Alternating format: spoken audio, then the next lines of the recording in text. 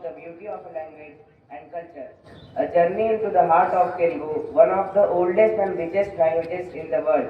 Through my poem, I hope to take you on a small voyage of emotions, rhythm, and meaning. So sit back, listen carefully, and let the magic of words speak to your hearts. ఒక జంగల్లోన ఒకసారి ఒక కాకి పిచ్చికి ఇంకొకటి గెద్దలు.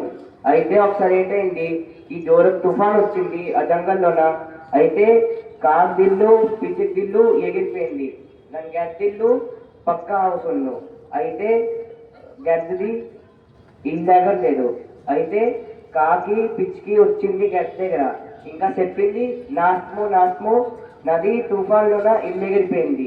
అయితే నాకు ఇల్లులోన జగ ఇయ్యండి. అయితే గద్ద అంటది, రానా పడుకో నా దగ్గర. అయితే ముందు పిచ్చుకొస్తుంది, ఆ తర్వాత పడుకుంటుంది, ఆ తర్వాత కాకొస్తుంది, ఆ తర్వాత పడుకుంటుంది.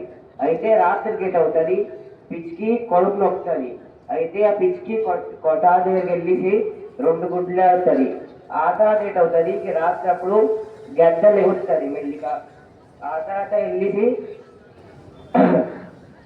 దాని గుడ్లన్నీ 2 తినిస్తాయి. ఆ తర్వాత దాని తేజీని ఒక్కంతో సోర్తుంటుంది. అయితే తెల్లగా లెగుస్తారు. ఆ తర్వాత సోర్తుంది కొంగ, దానికి గుడ్డలు లేవు. అయితే అది ఎడుస్తుంది. ఆ తర్వాత నెక్స్ట్ రోజు అలా వెళ్తారు చెరువు దగ్గరికి. అయితే అలా వెళ్ళేసి డొక్కి కొడతారు అక్కడ. అయితే అలా అంటారు, కొంగ గుడ్డు నేను తెంటే పోనేరా. అయితే ఆ తర్వాత లాస్ట్ గేట్ అవుతుంది, అందరూ డొక్కిలాగా వెళ్తారు. అయితే లాస్ట్కి గద్ద వెళ్తుంది, గద్ద మునిగిపోతుంది. अब इसका हिंदी में अनुवाद।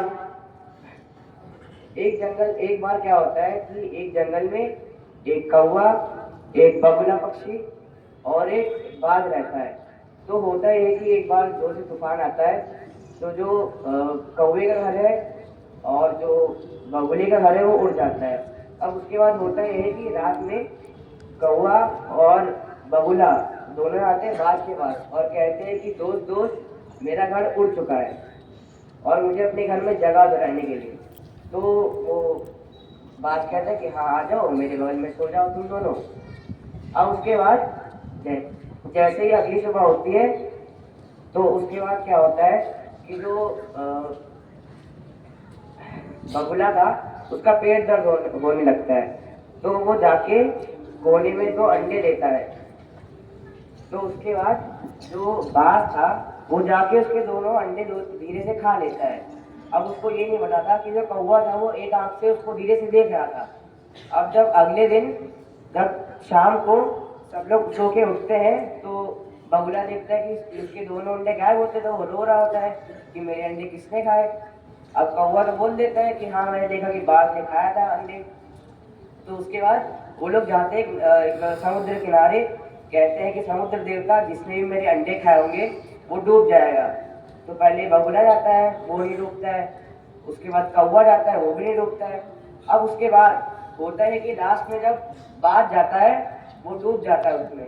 तो इस समय क्या पता चलता है कि कभी भी झूठ नहीं बोलना चाहिए और एक झूठ बोलने के लिए 1000 झूठ छुपाने के लिए 1000 झूठ बोलने पड़ते हैं। धन्यवाद एवं शुभ दिन।